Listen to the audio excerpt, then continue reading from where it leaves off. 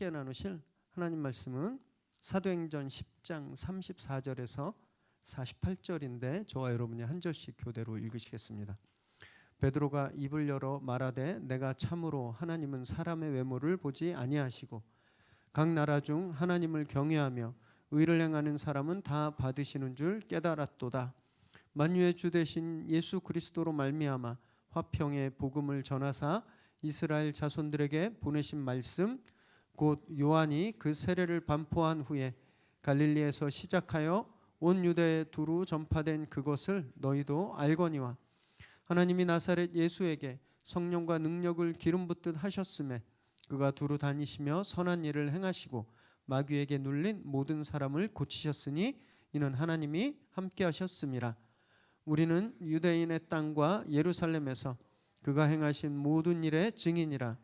그를 그들이 나무에 달아 죽였으나 하나님이 사흘 만에 다시 살리사 나타내시되 모든 백성에게 하신 것이 아니요 오직 미리 택하신 증인 곧 죽은 자 가운데서 부활하신 후 그를 모시고 음식을 먹은 우리에게 하신 것이라. 우리에게 명하사 백성에게 전도하되 하나님이 살아있는 자와 죽은 자의 재판장으로 정하신 자가 곧 이 사람인 것을 증언하게 하셨고 그에 대하여 모든 선지자도 증언하되 그를 믿는 사람들이 다 그의 이름을 힘입어 죄사함을 받는다 하였느니라. 베드로가 이 말을 할 때에 성령이 말씀 듣는 모든 사람에게 내려오시니 베드로와 함께 온 할례 받은 신자들이 이방인들에게도 성령 부어 주심으로 말미암아 놀라니 이는 방언을 말하며 하나님 높임을 들음이러라. 이에 베드로가 이르되 이 사람들이 우리와 같이 성령을 받았으니 누가 능히 물로 세례 베품을 금하리요 하고 함께 읽습니다. 명하여 예수 그리스도의 이름으로 세례를 베풀라 하니라. 그들이 베드로에게 며칠 더 머무기를 청하니라. 아멘. 오늘 우리에게 주시는 하나님의 말씀입니다.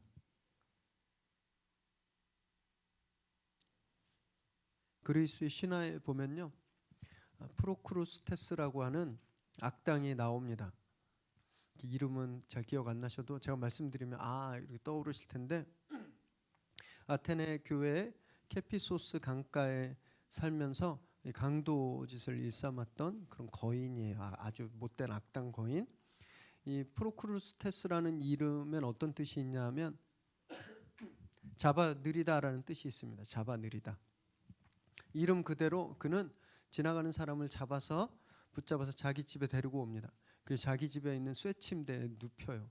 그래서 이 사람이 쇠침대보다 크면 잘라서 죽이고 작으면 늘려서 죽였던 아주 잔인한 그런 악당이었습니다. 결국 그의 악행은 아테네의 영웅 테세우스에 의해서 끝나게 되죠. 테세우스가 이 프로크루테스를 잡아서 그 침대에 눕힙니다. 그래서 똑같은 방법으로 처치하죠. 이 신화에서 나온 심리학 용어가 있습니다. 그게 뭐냐면 프로크루테스의 침대라는 말이에요. 마치 이 프로크루테스가 그 사람들의 키를 막 억지로 늘리거나 막 잘라냈듯이 침대에 맞춰서 자기 생각에 남을 맞추는 거예요. 자기 생각에 남을 맞추려고 드는 그런 경향성, 남을 고치려고 하는 그런 행동, 또 심지어는 남에게 해를 끼치면서까지 자기 주장을 굽히지 않는 그런 태도들을 이 프로크루테스의 침대 신드롬이다 이렇게 이야기를 합니다. 이런 일, 자기가 가지고 있는 기준에 상대방을 맞추는 건 여러분 이건 신화나 심리학에서만 나오는 게 아니라 일상생활에서 우리가 너무너무 자주 하고 있는 일들이죠. 우리도 각자 자기만의 쇠침대가 이 안에 있습니다. 그래서 자기의 그 침대 사이즈로 다른 사람들을 평가하고 판단하고 재단하죠. 그래서 내 침대보다 크면 아이고 오버하고 있네 이렇게 비난하고요. 내 침대보다 작으면 아이고 저게 모질이 이렇게 비난하죠. 가족들한테도 마찬가지입니다. 아이들에게 내 침대 사이즈를 강요해요. 이렇게 돼야 돼. 엄마 아빠가 가지고 있는 그 침대 사이즈의 아이들을 맞추려고 강요하죠. 배우자끼리도 마찬가지입니다. 자기 침대 사이즈를 계속 고집해요. 그것을 강요하고 그렇게 따라달라고 주장하죠. 각자 다 자기 침대가 있어서 늘 상대를 거기에 구겨 넣으려고 한다는 거예요. 우리가 착한 사람, 나쁜 사람을 구별할 때도 그 침대로 구별하고요. 친한 사람, 안 친한 사람도 늘 자신의 쇠침대로 그렇게 구별하고 있다는 겁니다. 오늘 본문에도 그런 사람들이 나와요. 조상 대대로부터 물려져 내려오던 유대주의라고 하는 그런 쇠침대를 가지고 있었던 사람들, 예수님을 믿었지만 아직 그 쇠침대를 포기하지 못한 그런 사람들, 그 사람들이 오늘 자기들이 그렇게 가지고 있었던 이 쇠침대가 산산이 조각나는 것을 보게 됩니다. 너무너무 충격이었겠죠. 아마 그 충격이 어마어마했을 겁니다. 하나님께서 하시는 일은 늘 충격적입니다. 이렇게 봄바람처럼, 요즘 봄바람 낮에 가끔 불면 너무 따뜻하고 평안하잖아요. 하나님이 그렇게 일을 주시면 너무 좋은데 하나님 그렇게 일 안 주시더라고요. 충격적으로 주세요. 그래서 오늘 저희가 본문 말씀을 나눌 때 하나님께서 그렇게 충격적으로 우리에게 좀 임하셔서 우리가 아직 버리지 못하고 있는 우리 안에 있는 그런 프로크리테스의 침대, 이 쇠 침대들을 다 파괴해 버리시기를 정말 바랍니다.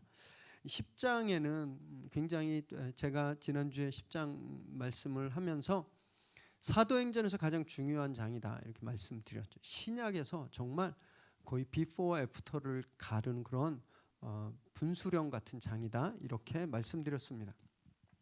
전혀 다른 두 세계가 여기서 하나가 되는 그런 장면이에요. 유대라고 하는 세계, 로마라고 하는 세계에 살던 이 두 사람, 고넬료와 베드로가 각각 독립적인 환상을 보죠. 그리고 가이사랴에서 욥바로 그러니까 북쪽에서 지도를 기억해 보시면 가이사랴가 북쪽에 있죠. 북쪽에서 욥바로 고넬료의 사람들이 이동하고 또 베드로 일행이 그들과 함께 욥바에서 가이사랴로 방문하고 이 두 환상에 대한 어떤 그런 해석학적인 만남이 이제 지난주에 이제 기록되어 있었고, 이 사건을 통해서 고넬료와 그 이방인 청중들이 이제 하나님 앞에 서게 되는 겁니다. 그리고 유대인인 사도 베드로, 유대인이죠. 이 유대인이 그들 앞에서 말씀을 전하게 돼요. 지금까지 분리되어 있었습니다. 이 두 세계는, 이 두 세계관은 하나가 될 수 없었어요. 율법이 그것을 분리했었고, 그리고 전통이 그걸 분리했었어요. 이렇게 분리되어 있던 세계가 지금 하나님 앞에서 만나게 되는 거죠.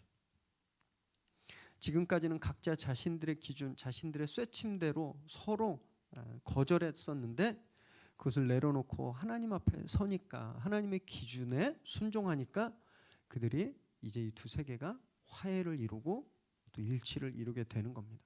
오늘 이 굉장히 역사적인 자리, 굉장히 감격적인 자리에서 베드로가 복음을 선포하는데 34절, 35절 읽습니다. 시작. 베드로가 입을 열어 말하되 내가 참으로 하나님은 사람의 외모를 보지 아니하시고 각 나라 중 하나님을 경외하며 의를 행하는 사람은 다 받으시는 줄 깨달았도다. 고넬료가 베드로를 왜 초대했는지 그 이유를 말하니까 이제 베드로가 자기의 깨달음을 고백하는 거예요. 이 말씀, 하나님은 외모를 보지 않으신다. 제가 굉장히 특별히 좋아하는 말씀입니다. 하나님 제 외모를 안 보신대요. 그렇게 보기 흉한 외모는 아니지만 신명기 10장 17절 말씀을 인용한 거예요. 그래서 이 말씀 그대로는 하나님은 외적인 조건, 네가 유대인이냐 이방인이냐, 아니면 네 혈통이 아브라함의 혈통이냐, 그렇지 않으냐, 네가 점령군 군인이냐, 그렇지 않으냐, 하나님 그거로 판단하시는 분이 아니심을 선언하는 거예요. 하나님은 다른 기준이 있다라고 말하는 겁니다. 율법을 계승한 그 율법 핏줄 아브라함의 그 혈통을 계승했다고 하는 유대인들뿐만이 아니라 어느 나라든지 간에 하나님을 경외하고 하나님을 두려워하고 하나님을 존중하고 하나님을 존경하고 그리고 선을 행하는 사람, 의를 행하는 사람, 하나님 뜻에 합당하게 액션을 취하는 사람, 그 사람들을 하나님이 당신의 자녀로 백성으로 받아주신다라는 것을 내가 깨달았다라고 베드로가 말하는 거예요. 얼마 전까지 자기 고민했던 거 있죠. 하늘에서 보자기가 내려왔는데 먹으면 안 되는 것들이 막 숱해 있었잖아요. 그래서 먹으라고 했는데 3번이나 거절했는데 자기 그 꿈의 그 환상의 답이 이거였구나 확실하게 이제 안 겁니다. 그래서 자기가 그때 너무 어리석게 자기의 기준을 들어서 하나님의 뜻에 순종하지 못했던 것, 그 어리석음을 지금 완전히 깨끗하게 털어내는 그런 선언이에요.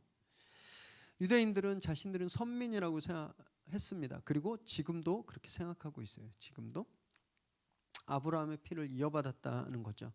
그래서 하나님의 나라, 킹덤 오브 갓, 다윗의 왕국 다 자기들 거라고 생각했습니다. 자기들이 독차지한다고 믿었어요. 이것이 이들의 쇠침대죠. 이것이 이들의 쇠침대입니다. 오직 자신들만 잠들 수 있는 그런 침대인 거예요. 그런데 베드로가 하나님은 그렇지 않으시다는 것을 깨달은 거죠. 여기 깨닫다는 단어가요. 우리는 보통 깨달으면 한 번 딱 도를 통하면 한 번 뭔가 깨달음을 얻으면 되는 그런 거로 생각하는데 그런 의미가 아닙니다. 여기 깨닫다라는 단어에는 붙잡다라는 뜻이 있어요. 붙잡다. 마음으로 어떤 생각을 붙잡는 거예요. 깨달아지고 마는 것이 아니라 내 의지로 그것을 붙잡는 겁니다. 베드로가 그래서 지금 사람을 차별하지 않으시는 그 하나님은 우리가 보이는 어떤 조건이나 환경이나 이런 스펙으로 우리를 차별하지 않으신다라는 것을 깨달았는데 그걸 마음으로 꼭 붙들겠다라고 하는 그의 의지와 결단이 여기에 있는 겁니다. 한번 깨달아지면 자연적으로 다 바뀌면 얼마나 좋겠습니까? 믿음 생활의 대부분은요 그런 거 없습니다. 은혜 막 받고 환상 보고 그러면 그 다음 날부터 새벽 예배 막 잘 나갈 것 같죠? 새벽에 일어나기 되게 어렵습니다. 네. 막 사랑할 것 같죠? 사랑 잘 안 돼요. 이제 그때부터는 깨달아야 되는 거예요. 붙잡아야 되는 겁니다. 의지를 가지고 내 생각을 거기에 붙들어 놔야 되는 거예요. 이것이 신앙생활인 겁니다. 신앙생활을 하다 보면 우리 안에 자연스럽게 틀이 생깁니다. 틀. 되게 신기한데 몇 주 전부터 계속 이쪽만 앉으시더라고요. 이쪽 없고 이런 게 생겨요. 이런 게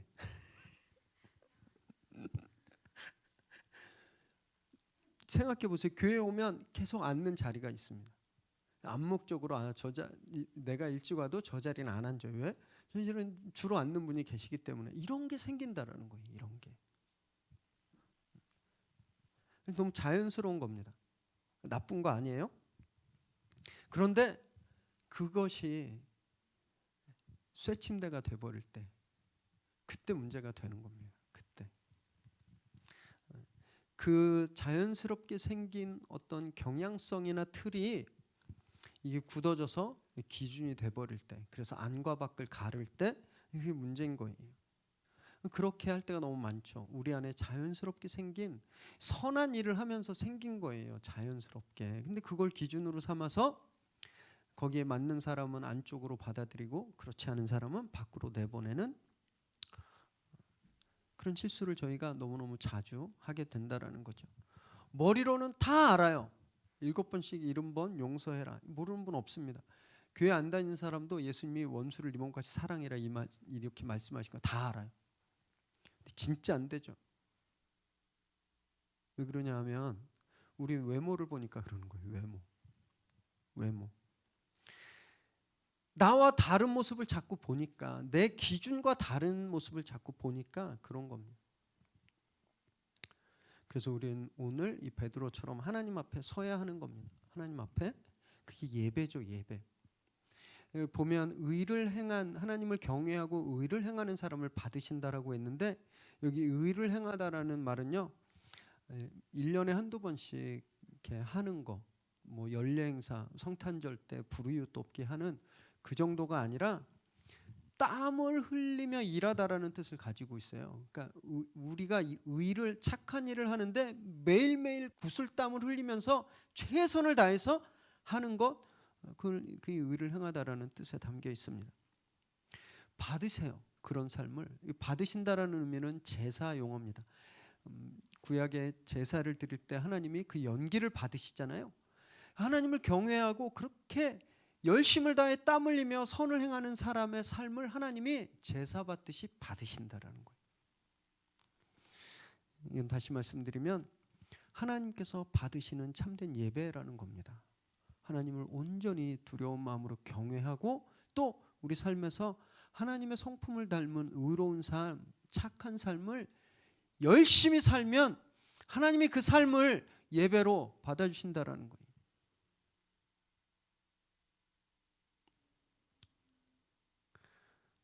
그렇게 예배를 드리는 삶이 하나님 앞에 서는 삶이고, 우리가 그렇게 하나님 앞에 설 때 깨달아지는 겁니다. 그리고 그걸 붙들게 되는 거예요. 삶이 바뀌게 되는 거죠. 오늘 말씀 앞에서 진짜 이 말씀이 깨달아지게 되기를 정말 바랍니다. 아하 하고 끝나는 것이 아니라 움켜 잡으시기 바래요.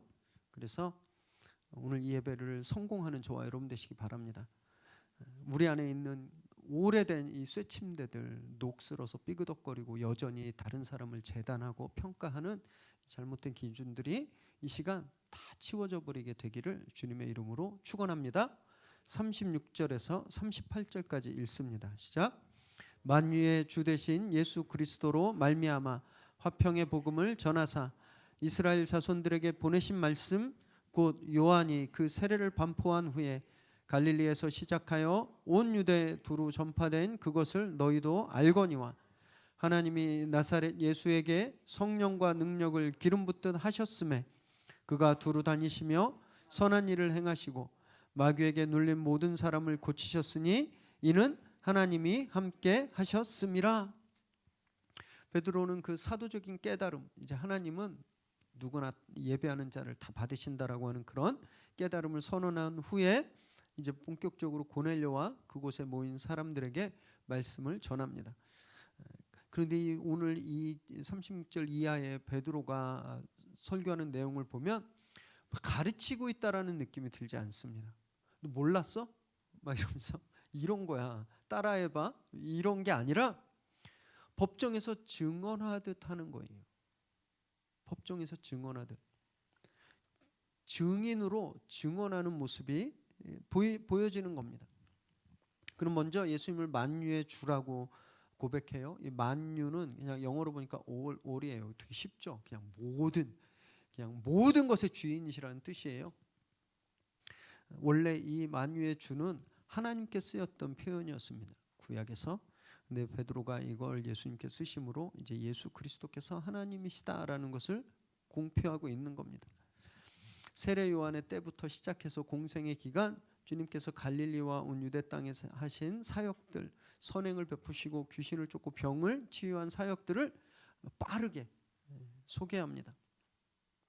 여기서 우리가 좀 주목해 봐야 될 것은 베드로가 이야기한 말 중에 주님께서 선포하신 말씀이 화평의 복음이다라고 했다는 거예요. 화평의 복음.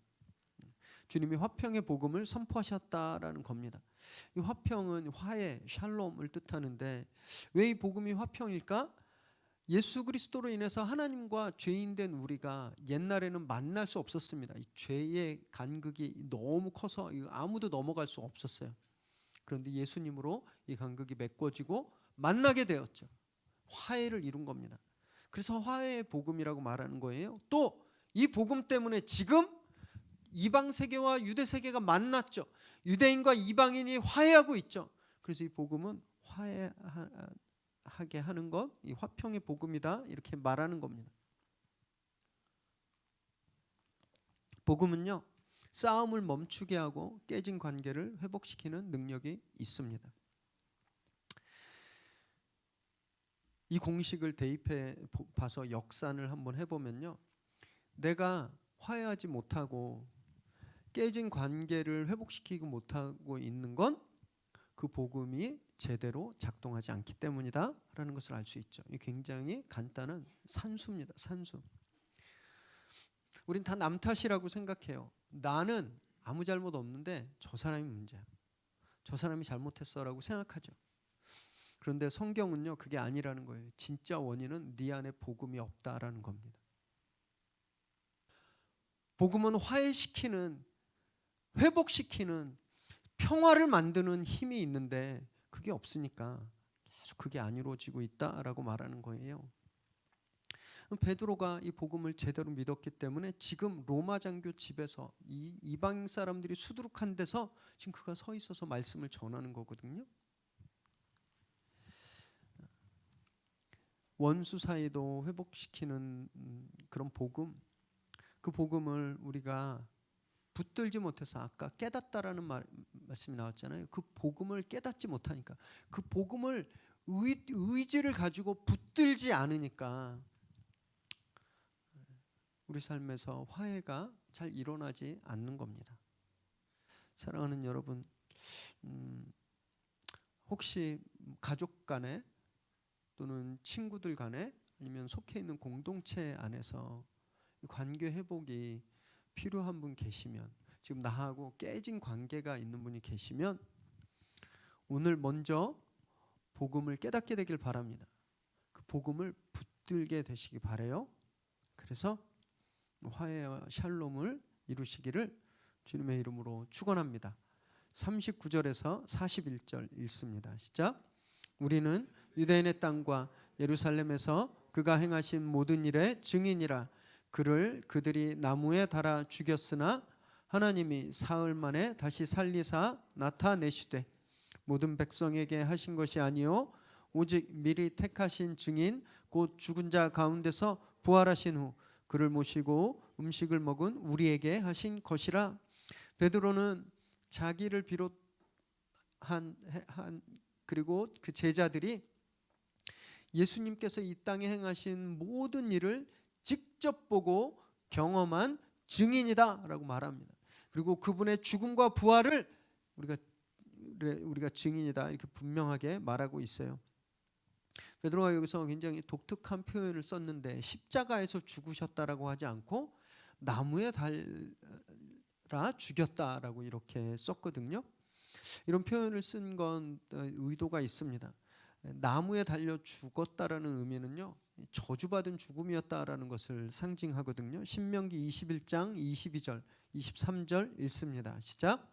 사람이 만일 죽을 죄를 범함으로 내가 그를 죽여 나무 위에 달거든 그 시체를 나무 위에 밤새도록 두지 말고 그날에 장사하여 내 하나님 여호와께서 내게 기업으로 주시는 땅을 더럽히지 말라.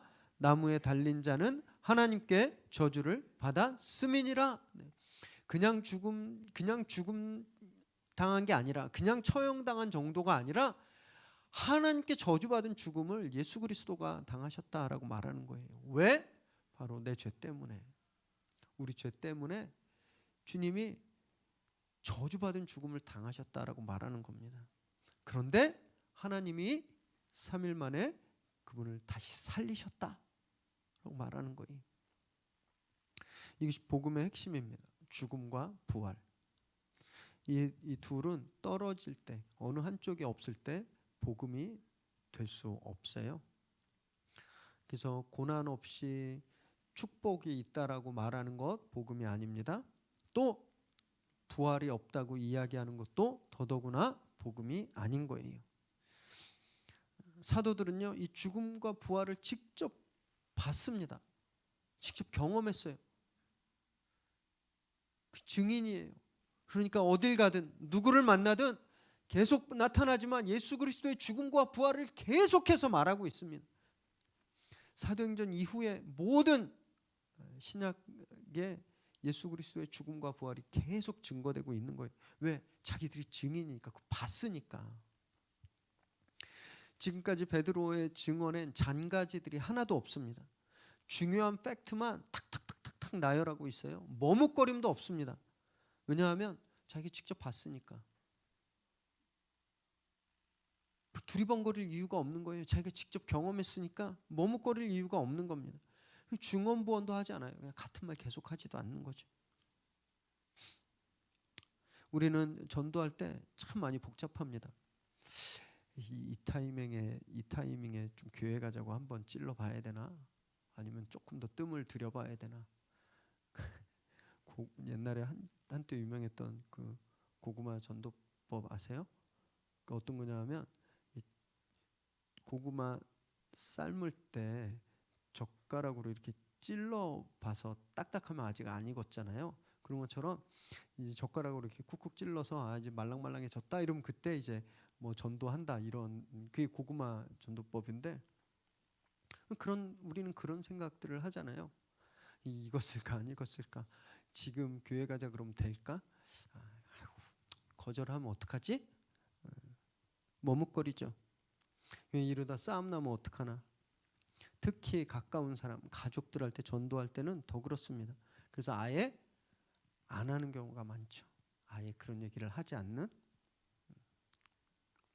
불편한 상황을 만들고 싶지 않은 거예요. 왜? 자신이 없으니까. 뭐에 대해서 자신이 없는 건 줄 아세요? 내가 직접 못 봤거든요. 예수님의 죽음과 부활을 내가 직접 못 본 거예요. 그러니까 계속 머뭇거리고 두려워지고 이거 말에다 무안당할까 봐 창피할까 봐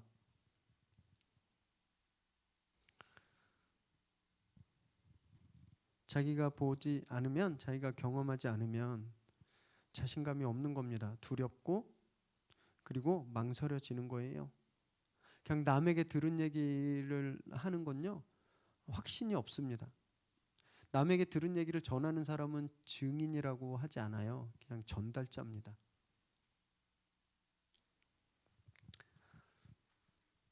그런 말엔 영향력이 없는 거예요. 그래서 우리가 증인이 되어야 됩니다. 증인. 예수님께서 하신 일의 증인, 그분의 십자가 죽음과 부활의 증인, 우리가 그 증인이 되어야 우리의 말이 생생하게 살아나는 거예요. 머뭇거림이 없는 겁니다.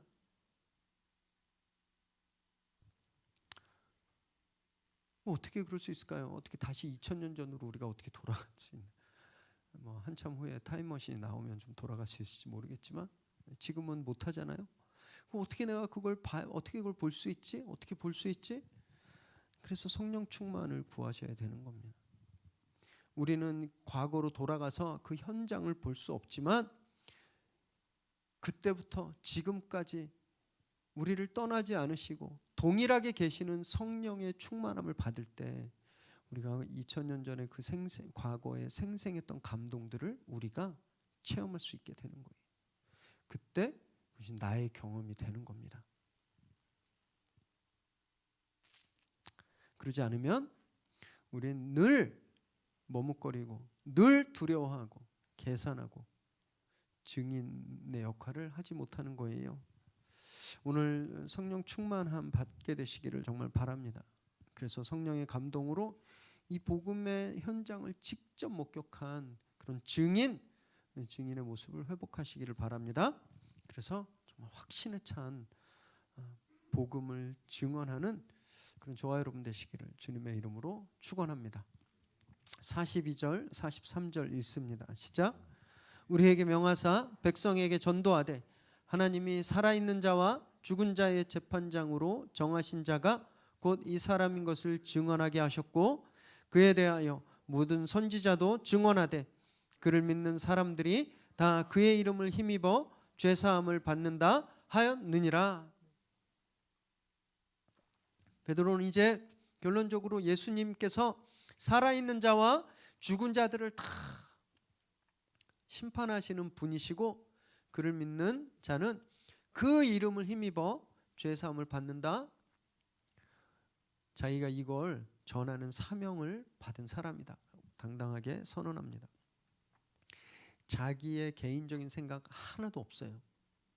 그냥 오직 자신이 본 사실만 지금 말하고 있죠.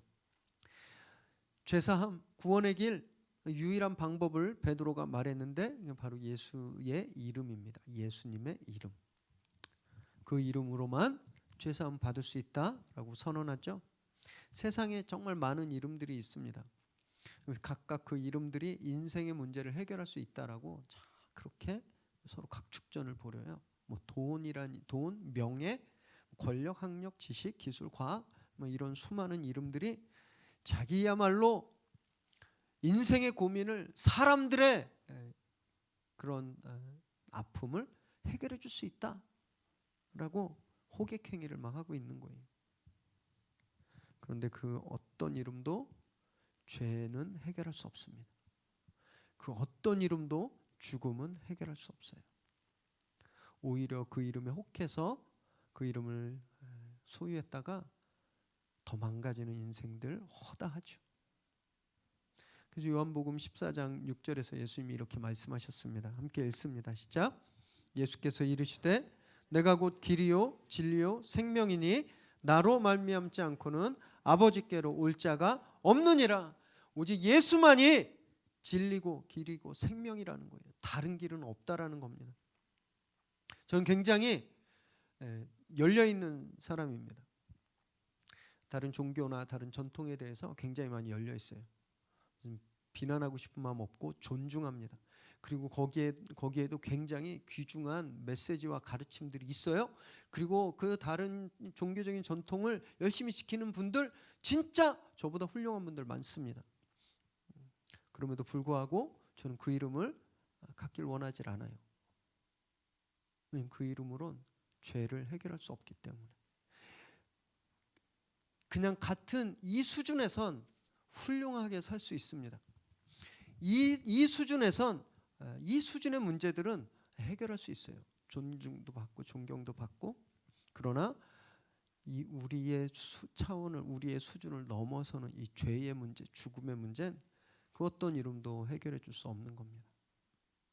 예수님, 우리의 길, 진리, 생명 되시는 예수님, 그 이름으로만 이 죄의 문제를 해결할 수 있는 겁니다. 그래서 다른 이름에 기웃기웃거리지 마시기 바랍니다. 생명에 이르는 이 이름을 가지셨다면 다른 이름들을 부러워하지 마세요. 아이고, 저 사람은 얼마나 좋을까, 얼마나 행복할까. 우리 외모를 보니까 행복해 보이지만 그 사람의 영혼은 진짜 지옥 같을 수 있습니다. 말씀을 묵상하면서 저도 좀 개인적으로 반성을 좀 많이 했어요. 베드로처럼 저도 강단에 서서 복음을 전하는 사람이잖아요. 진짜 내가 경험하고 내가 체험한 그 복음의 핵심을 그걸 정말 정확히 전달하고 있나? 네, 그런 설교자인가? 이런 반성을 좀 해보게 되었습니다.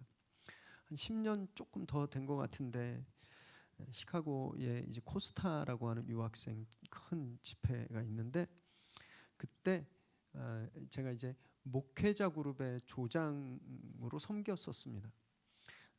그리고 저희 조에 강사로 오신 목사님들을 이렇게 초대해서 대화를 하는 그런 시간이 있었는데 그때 이동원 목사님께서 오셔서 저희들한테 좋은 말씀을 나눠주셨어요.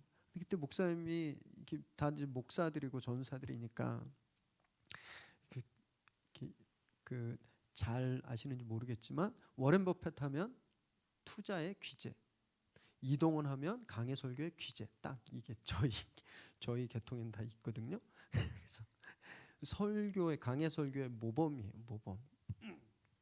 그래서 막 목사들이 궁금하니까 설교를 어떻게 하면 좋고 어떻게 준비를 해야 되고 막 묻는데 목사님이 정작 설교를 어떻게 준비해야 되는지 그런 기술은 하나도 안 가르쳐 주시고 본인의 당신의 노하우인지 그건 하나도 안 가르쳐 주시고 우리한테 하신 말씀 딱 하나였습니다. 어떤 설교든지 간에 구령 설교가 돼야 된다. 구령 설교는 뭐냐면 영혼을 구원하는, 복음을 전하는 전도 설교가 돼야 된다라는 거예요. 어떤 설교든지 간에 추수감사절 설교든 성탄절 설교든 장례식 설교든 그 모든 설교는 다 사람들에게 예수 믿어라 하는 설교가 돼야 된다라는 겁니다. 그때 진짜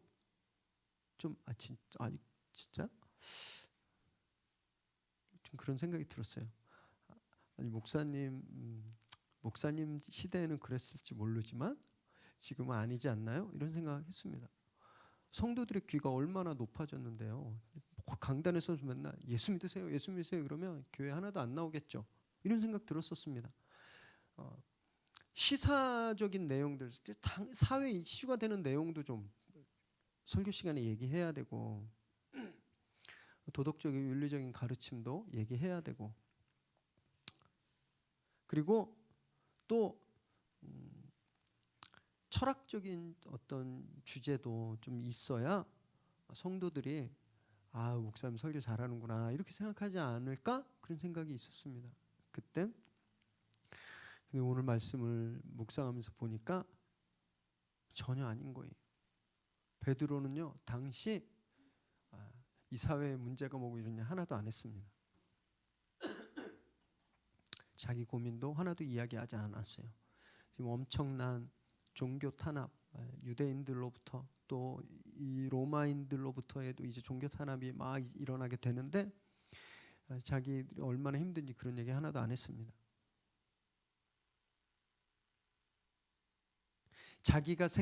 심지어 자기가 생각하는 교회관 얘기도 안 했어요. 여러분 예수 믿으려면 이렇게 해야 돼요? 안 했습니다. 교회 다니는 사람은 이렇게 해야 돼요? 이런 얘기도 안 했어요.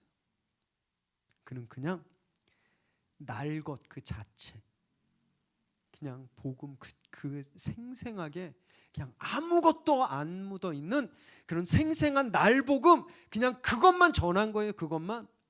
그런데 얼마나 놀라운 일이 일어나는지 아세요? 이곳에 성령이 강하게 임하는 겁니다. 44절에 46절 읽습니다. 시작.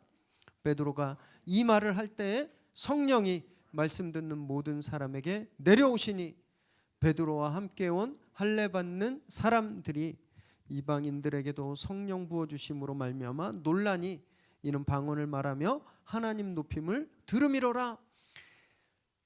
잡다한 얘기 없이 그냥 자기가 보고 경험한 그 복음 그냥 그것만 전했는데 갑자기 그 말씀을 듣는 모든 사람들에게 오순절 성령 사건처럼 성령님이 내리신 겁니다.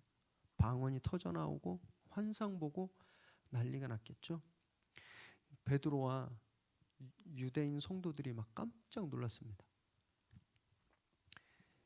빌립 집사님을 통해서 개척된 사마리아 교회, 그 사마리아 교회에 성령이 내렸죠. 거기까지는 그래도 이스라엘 영토라고 인정해 줄 수 있습니다. 그런데 이 사람들은 전혀 아니잖아요. 이방인들에게 동일한 성령님이 내린 거예요. 아무것도 섞이지 않은, 불순물 하나 첨가되지 않은, 그 조미료 하나 첨가되지 않은 그 순수한 복음에 이런 파워가 있는 겁니다. 베드로가 주여 삼창 하시고, 옛날에 집회 가면 다 주여 삼창 하고 막 통성기도 하면 그때 방언이 나오고 그랬잖아요. 그래서 막 어떤 교회는 방언 훈련도 시켜요. 막 할렐루야를 계속 따라하게 하고. 지금은 안 하던데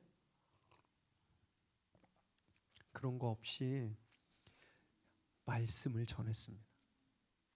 예수 그리스도가 어떤 분이신지, 그분이 어떤 삶을 살았는지, 그분이 죽고 살아나신 것, 그냥 그것만 전했는데 성령이 임하신 거예요.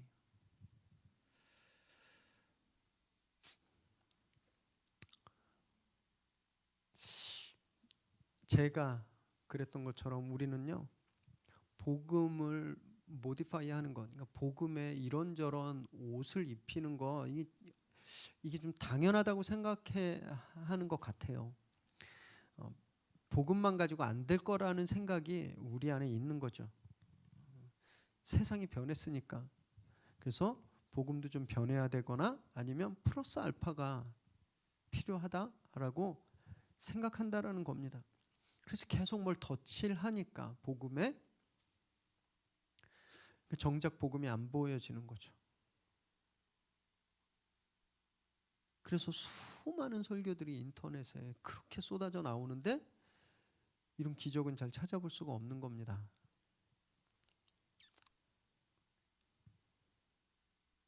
유튜브 설교 보다가 성령 임재 막 경험했다는 얘기도 잘 못 들어봤어요. 여러분, 이런 건 비단 저 같은 설교자만의 그런 문제 의식 아닙니다. 우리 모두가 다 그래요. 내가 경험한 복음, 내가 믿는 예수님만 정말 꾸밈 없이 그걸 전해야 되는데 거기 내 생각이 들어가고 내 경험이 들어가고 내 입장이 들어가고 내 정치 색깔이 들어가죠. 그러니까 정작 예수님은 가려지는 겁니다. 그러니 세상이 우리의 메시지를 봐도 예수님을 잘 못 발견하는 거예요.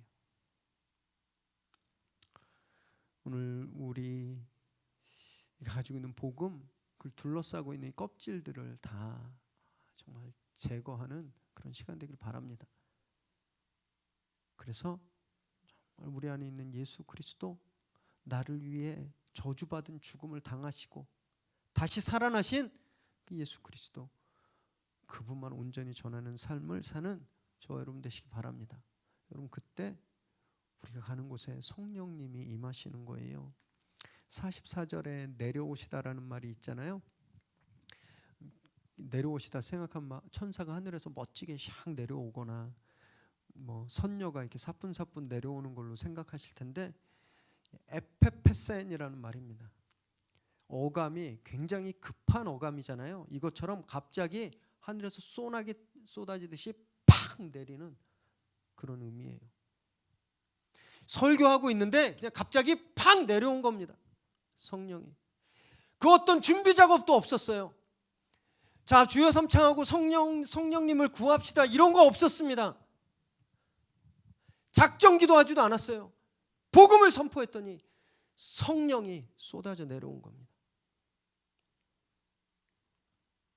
그래서 45절에 할례 받은 자들이 놀라버린 거예요.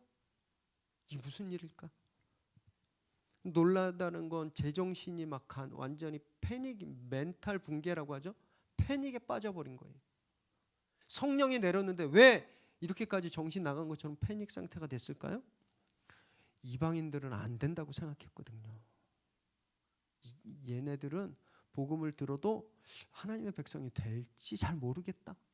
얘네들은 복음을 들어도 그냥 성령의 능력을 베푸는, 이렇게 행사하는 건 우리지, 얘네들은 성령의 능력과 한참 멀어져 있구나, 그렇게 생각하고 있었는데 자기들 눈앞에서 갑자기 아무런 예고 없이 성령 사건이 일어나니까 경악한 겁니다.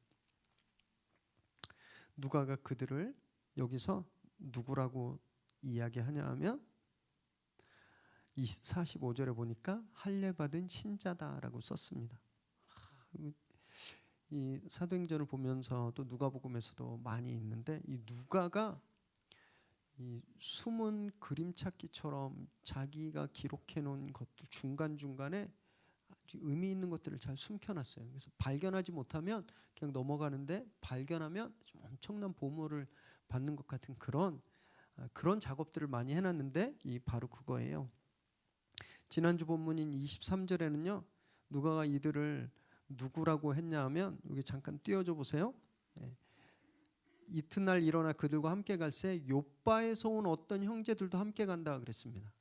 베드로가 지난주 본문에서 23절에서는 베드로가 지금 고넬료의 초청을 받아서 갈 때 그곳에서 같이 출발한 사람들이 있는데 그 사람들이 욥바에서 온 형제들이다. 지난주엔 그랬어요. 그런데 오늘은 할례 받은 신자들이다라고 이야기하고 있는 겁니다.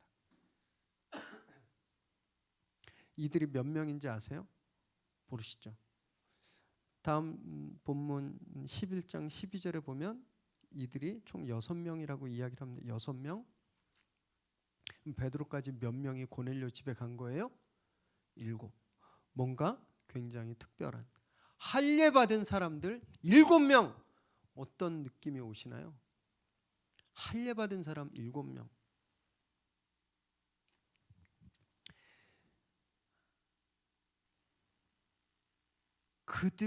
그들 자체가 완벽하다고 느껴지는 사람들입니다. 할례를 받은 데다가 그 유대인 출신의 예수님을 믿고 7명씩이나 있으니 이들은 진짜 완벽한 그 상태를 말하는 거예요.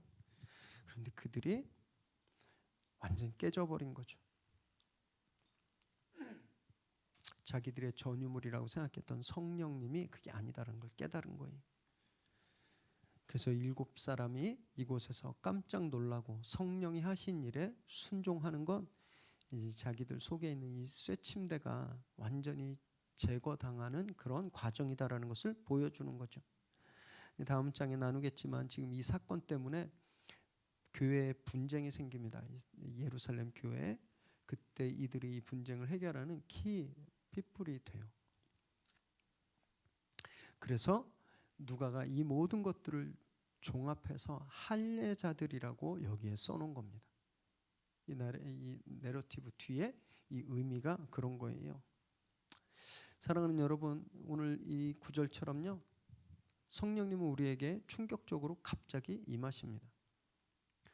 우리가 아무리 바라고 기다리고 밤새 기도해도 성령님이 오시려고 하는 의지가 없으시면 안 오세요.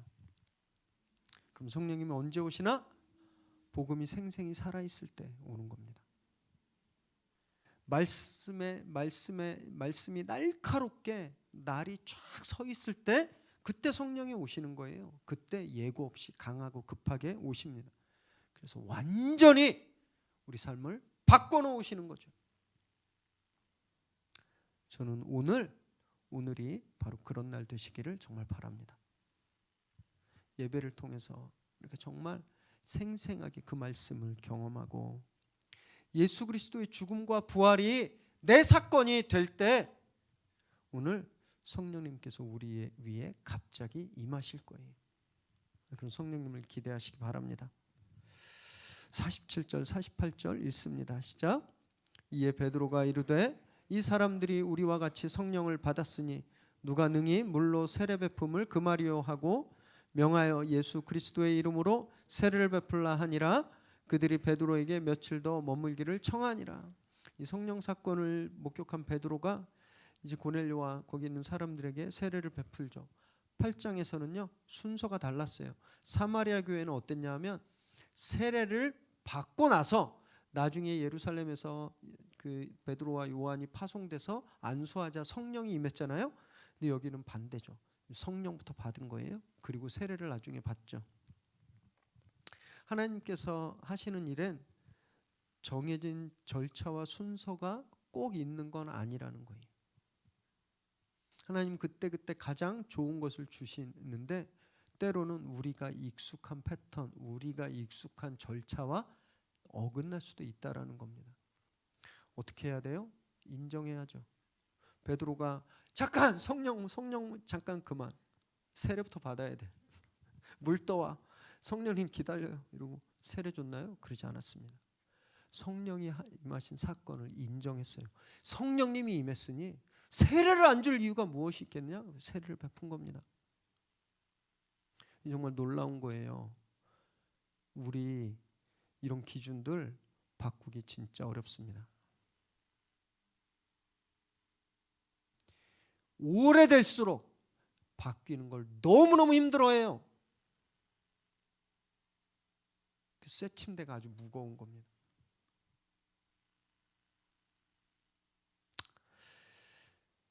성령께서 내가 해왔던 것, 내 기준을 역행하시더라도 순종하시기 바랍니다. 이것이 지혜예요, 지혜. 그럴 때 우리 안에 있는 프로크루테스의 침대가 제거되는 겁니다. 사랑하는 여러분, 오늘 말씀 앞에 진짜 우리 기준들을 좀 다 내려놓게 되길 바랍니다.